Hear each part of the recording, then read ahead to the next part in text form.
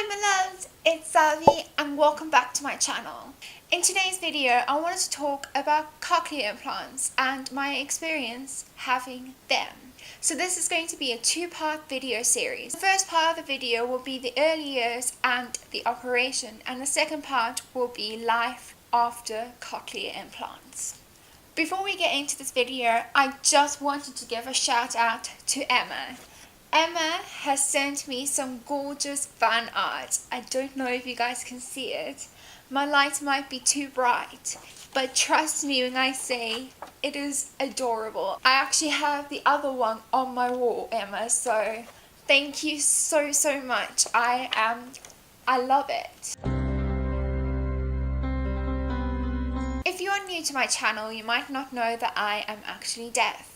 I was born deaf and my parents only discovered that when I was 13 months. The reason I am deaf is because in your cochlea there are tiny little hair cells which engage with sound waves, and that is how you hear.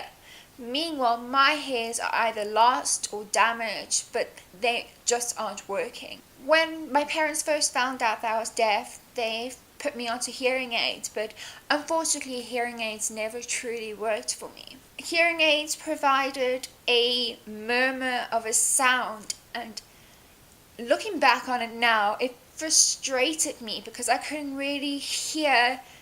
But then there was this slight sound and it was so foreign and I couldn't hear it clearly. Due to the hearing aids not working for me, my parents decided to get cochlear implants when I was 3.5 and 4.5. A cochlear implant is a surgically implanted device which provides a sense of sound. In order for me to hear, they inserted an electrode array into my cochlea, which acts like hair. Meanwhile, in a normal person, they would have over 15,000 hair cells. An electrode array has only 22 electrodes or points that stimulate sound. Therefore, there are a lot of gaps in my hearing because obviously those 22 points do not make up for the 15,000 hair cells that I'm missing. It was a very scary thing to decide to have cochlear implants, and it was a very difficult decision for my parents because they had no idea if it would work.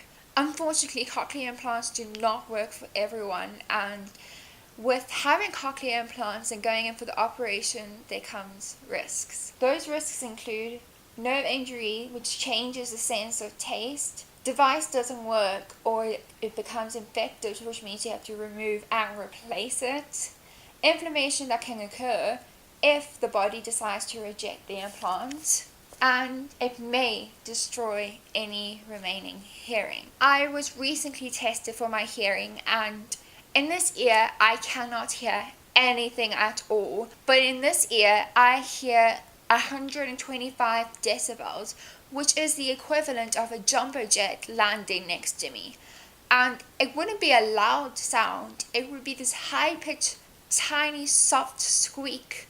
So I don't think I could have lost any more hearing. Although one of those things did happen to me, my taste cord was messed with and my taste was altered basically, and I couldn't eat any sweet things when I was a kid. It was too sweet for me, like my brain couldn't process it properly. I don't know how to explain it. I couldn't eat sweet things. It's a lot better than now, but when I was younger it was just not something I wanted to eat.